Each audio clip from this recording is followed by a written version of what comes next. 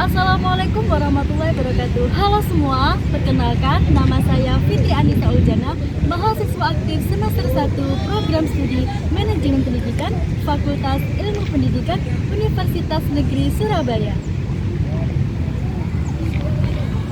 Universitas Negeri Surabaya adalah salah satu perguruan tinggi negeri yang ada di Surabaya yang unggul dalam bidang pendidikan, kesenian, serta ilmu olahraga.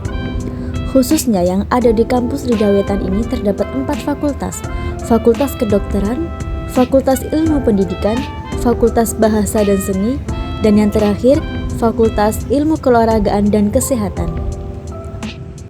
Hari ini saya akan membahas struktur organisasi sekolah beserta tujuan pokok dan fungsinya. Kalian ada yang tahu gak sih apa sih struktur organisasi sekolah itu? Apa ya kira-kira?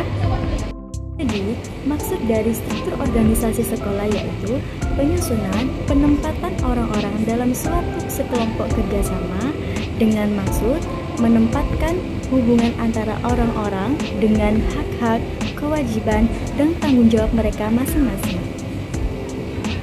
Di dalam struktur organisasi sekolah terdapat tugas pokok dan fungsi dari organisasi sekolah tersebut. Kalian tahu nggak sih apa aja tugas pokok dan fungsinya? Mari kita simak lebih lanjut. Dalam tugas pokok dan fungsi dari sebuah organisasi sekolah itu yang pertama ada menyusun perencanaan, yang kedua ada mengorganisasikan kegiatan, yang ketiga ada mengarahkan kegiatan, yang keempat ada mengkoordinasikan kegiatan, dan apalagi ya guys kira-kira?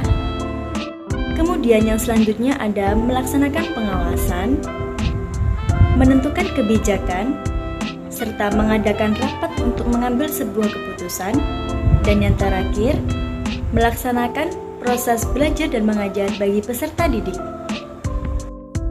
Kemudian, dalam contoh struktur organisasi sekolah, yang pertama itu ada komite sekolah. Nah, komite sekolah ini berperan dalam memberikan saran, arahan, dukungan, serta sarana prasarana. Kemudian yang kedua ada kepala sekolah. Nah, kepala sekolah ini apa sih tugasnya? Jadi, fungsi dari tugas kepala sekolah ini itu berperan sebagai leader, yang artinya pemimpin, yang bijaksana, adil, dan jujur. Kemudian, bertanggung jawab untuk menjaga nama baik sekolah. Kemudian, ada Wakahumas. Yang dimaksud Wakahumas di sini adalah wakil kepala sekolah bidang hubungan masyarakat.